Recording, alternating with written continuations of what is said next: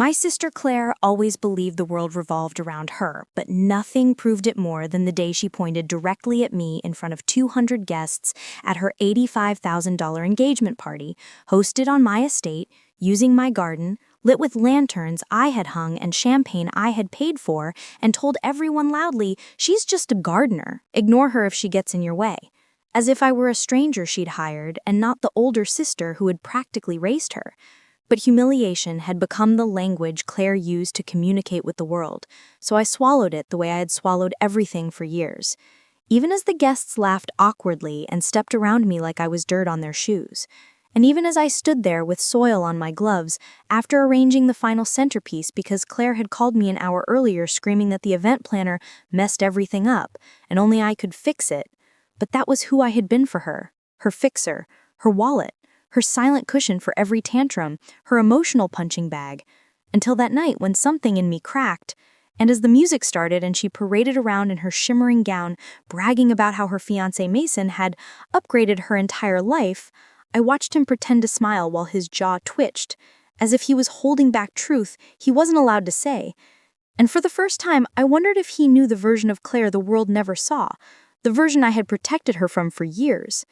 But the breaking point came 20 minutes later, when I carried a tray of fresh-cut roses past the stage and Claire bumped into me deliberately, spilling wine all over my shirt, then laughed so loudly the entire garden turned to look, and she said, "God, look at her, she can't even walk straight." Imagine trusting someone like that with anything important. And the guests laughed again, not because it was funny, but because wealthy people laugh when they don't know what else to do. Yet Mason didn't laugh. He just stared at me with this expression like he wanted to apologize but lacked the courage. And maybe that was the first moment I realized he wasn't cruel, just trapped. But I didn't have time to think because Claire's voice cut sharply through the air. "Stop standing there. Go fix the fountain lights. They're embarrassing." And she snapped her fingers at me like I was a paid maid and not the owner of the property. The property she had begged me to let her use because it would mean the world to her. And the worst part was I said yes, like always, because despite everything, she was still my sister. The same girl I walked to school when our dad was sick, the same girl I shielded from our mother's anger, the same girl I helped patch together when her past relationships shattered her confidence. But somewhere along the way, her gratitude had turned into entitlement, and entitlement into cruelty, and cruelty into this moment where she treated me like a servant in my own home. And as I walked toward the fountain with my shirt drenched, my dignity cracked like thin glass. And something in my chest whispered, "No more." But my revenge didn't start intentionally. It started with overhearing what I was never meant to hear, because when I reached the fountain near the hedges, I noticed Claire's voice carrying from around the corner, sharp and venomous as she spoke to her maid of honor. I swear, if she weren't my sister, I'd never let someone like her near my guests. She's embarrassing, always has been. And then, the sentence that froze my blood. "After Mom died, I only kept her around because she's useful. Who else would let me use their house for free? She's basically a walking wallet with gardening skills." Followed by laughter, mean, dismissive, mocking laughter, and something inside me shattered so quietly it scared me. Because I didn't cry, didn't shake, didn't even gasp. I simply stood there as the weight of 27 years of sacrifice collapsed into a single sharp truth. Claire never loved me. Claire only used me. And while I was still processing that, Mason joined them. And Claire turned to him with smug pride dripping from her smile. "Don't worry about her, babe. When we're married, I'm done pretending she matters. I'm moving far away and she won't even set foot in our home." And Mason's face tightened, not with agreement, but with discomfort. And then he said something that changed everything. "Claire, aren't you being a little harsh? She did all this for you." And Claire scoffed. "So what? She owes me. She's older and still a nothing. She should be thankful I let her be part of my life at all." And that was it. The moment I stopped being the sister who forgave everything and became the woman who would expose everything. Because right then, Mason said quietly, "Claire, there's some things you haven't told her. Things I'm not comfortable hiding." And Claire immediately hissed, "Shut up, not here." And my heart stilled because I realized there were secrets, big ones, hanging in the air between them. Secrets Claire had been hiding while using my home, my money, my effort, and my love. And when Mason walked away looking torn, I knew the engagement wasn't the perfect fairy tale she pretended it was. And suddenly, a spark ignited inside me, a spark that said, if she wants to treat me like the gardener, fine, but she forgot who owns the land. So I returned to the party with my head high, but my heart changed, calm, cold, calculating, because revenge wasn't just rising inside me, it was blooming like a storm. And the universe delivered the perfect opportunity when the event planner approached me near the dessert table whispering urgently, we have a problem, the marriage license courier arrived early and needs the bride's documents before he leaves. And something clicked, because if Claire hadn't given him her real information, if something about her identity or her finances wasn't what she claimed, that could explain why Mason kept glancing at her like he was hiding something uncomfortable, and why Claire wanted everything hosted at my estate because she wasn't allowed to host it at her own, or because she didn't have access to one anymore. And suddenly I remembered the phone call 2 months earlier when Claire asked to borrow $10,000 for decor, but when I checked the receipt, it was redirected to Claire Bennett, delinquent account balance. And she swore it was a banking error. But now it made sense. And as the courier stood waiting, the event planner said, we need Claire now. And a calm, steady voice rose in me, the voice of the sister who had been wronged too many times. And I said, actually, let me bring the documents. I know exactly where she keeps them. Which was true because Claire hid all her important papers in a blue velvet folder inside her designer tote, which she had thrown on my living room couch earlier screaming about the floral arrangements. So I went inside, slipped quietly to the living room, and opened the tote, telling myself I would only take the folder. But the folder wasn't what caught my eye. It was the letter on top of it, stamped with a bank seal and the words, Final Notice, Property Foreclosure, addressed to Claire's penthouse, the penthouse she bragged about endlessly, the penthouse she had insisted she renovated with love, but the letter stated in blunt, emotionless text that she hadn't paid the mortgage in 7 months, that the property was in repossession process, and that she had 30 days to vacate unless she paid an outstanding balance of $218,000. And my stomach dropped because everything suddenly made sense. The desperation to use my estate for the engagement, the sudden sweet talk weeks earlier, the begging to cover the event planner fee just this once, the giggles about how Mason was paying for everything even though he clearly wasn't, and the cracks in her perfect image that she tried to hide behind expensive makeup and designer shoes she could no longer afford. And that's when the real hook snapped into place. Claire's entire engagement was a performance, one I could end with a single piece of paper.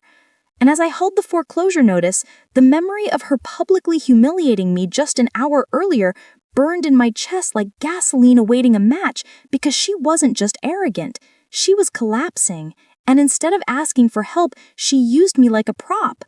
But tonight, she had handed me the script, and I was finally ready to rewrite the ending. Not with cruelty, but with truth, because sometimes truth is the sharpest revenge of all. The moment Isabella tried to recover her poise after I had revealed the first cracks in her perfect engagement facade, I could see the panic flicker behind her eyes, a panic she desperately tried to hide behind her signature cold smirk. But it was too late. Because the truth I was about to unleash wasn't just a slap to her ego, it was a demolition of the entire pedestal she had built for herself. And as the guests settled, whispering, confused, and staring between us like spectators at a boxing match about to enter the final round, I felt a calmness in my bones that I had not felt in years. The kind of calm that comes when you finally decide to stop being the family shadow and start being the storm that forces everyone to see you, whether they want to or not. Isabella stepped closer to me, lowering her voice, hissing through clenched teeth. If you ruin this for me, I swear I'll make sure you never get anything from this estate again. And the irony of that threat nearly made me laugh, because what she didn't know, what none of them knew, was that she had already lost everything the moment she spent months planning her extravagant engagement party on a property she believed she had inherited, only to discover today that her entitlement was about to be crushed by her own arrogance. She signaled the violinist to resume music, trying to force normalcy back into the event. But the guests were too distracted. They weren't here for romance anymore. They were here because they sensed something bigger, something darker, something far more entertaining than a proposal on a marble fountain. They sensed a secret ready to detonate. So I let it. I stepped forward again, raising my voice just enough for the mic, still clipped to the groom's suit, to pick up every word. "Since we're telling stories tonight," I said, "let me share one about what really happened 3 months before this party was planned." Isabella froze, and her fiancé Liam, sweet, loyal, painfully unaware Liam, turned toward me with a concerned expression that told me he had no idea what was coming. While Isabella was busy booking florists and caterers using my estate, I continued, she was also busy draining the estate's operational account, funneling money into her personal card and hiding those transactions under maintenance repairs. The crowd gasped, but I wasn't anywhere close to finished. "She made one mistake," I said, holding up a folder. "She forgot that the estate is legally owned by the trust, and the trust is managed by me, not her." Isabella lunged forward, trying to snatch the folder, but I pulled it back effortlessly, and Liam stepped between us, his face paling as he whispered, "Is this true?" She stammered, tripping over her lies, but her silence was answer enough. Before she could recover, I opened the folder and projected the transaction list on the large engagement party screens, the ones she had intended to display a slideshow of their romantic rooftop dates. Now, the screens displayed something far more gripping: tens of thousands in unauthorized withdrawals. The crowd murmured, some outright whispering, "Is that theft? Isn't that criminal? How much did she take?" Isabella's voice cracked as she screamed, "This is my inheritance. I deserve it. I've always deserved it." And that was the moment the audience shifted. It was the moment they saw not a polished bride-to-be, but a greedy sister who had spent her entire life stepping on others, including me, to maintain her illusion of superiority. I took a breath, my voice steady, controlled, powerful. "You don't deserve anything that you stole," I told her, "and since you love telling everyone I'm just the gardener, let me clarify something." I turned toward the crowd, the truth finally ready to be freed. "The gardener of this estate," I said, "is also the legal owner of the estate, and not just this property, but every surrounding acre as well." Gasps again. Isabella stumbled backward, shaking her head violently. "No, that's impossible. Dad left everything to—" She stopped. The color drained from her face. That was when the attorney stepped forward, the same quiet man she hadn't noticed sitting among the guests all evening. "Actually," he said into the mic, "your father updated his will 18 months ago. He pulled out a sealed envelope, and he instructed me to deliver this message only when necessary." He opened it, and the room fell silent as he read Dad's words. "To my eldest daughter, my responsible one, my honest one, the one who cared for this land while others only posed on it, I leave everything. To my younger daughter, who has treated people like stepping stones and has never learned the meaning of humility, I leave a final chance to correct her path, but not my legacy." Isabella broke. She screamed, dropping to her knees, clawing at the grass, sobbing in front of 200 guests still recording her meltdown. Liam stepped away from her slowly, his voice hollow. "Isabella, you told me the estate was yours, that you were paying for the wedding. This wasn't your money." She reached for him desperately. "Baby, I was going to fix it. I swear, But he stepped back again, looking at her as though she were a stranger. "You lied to me about everything." Her own fiancé withdrew his hand from hers. And then, like fate was choreographing the moment, 3 sheriff deputies quietly entered the estate grounds. Isabella looked up horrified. No, what is this? Why are they here?" I stepped forward again, looking down at her with a calmness she couldn't comprehend. "Because you stole from the trust, Isabella. And stealing from an estate trust is a felony." She shook her head violently. No, you wouldn't. You're my sister." And that was the moment I leaned down, meeting her eyes level, so the nearby mics captured every syllable. "You called me the gardener, but you forgot something. Gardeners don't destroy gardens. they clear out the weeds. The deputies approached. Isabella Carter, you are being detained for a state fund misappropriation pending investigation.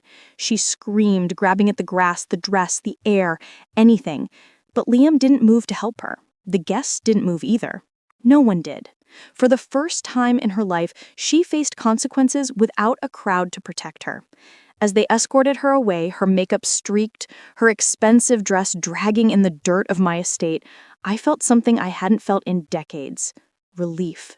Not joy, not triumph, relief.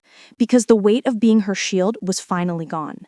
Hours later, after the guests left in thick, uncomfortable silence, after Liam quietly apologized to me and drove away alone, after the lights dimmed across the estate that was finally peaceful again, I walked out onto the lawn where the engagement decor had once stood proudly.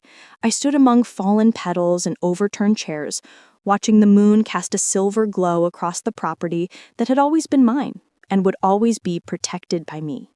I wasn't the forgotten sister anymore. I wasn't the background worker. I wasn't the gardener. I was the owner. And she was just the cautionary tale.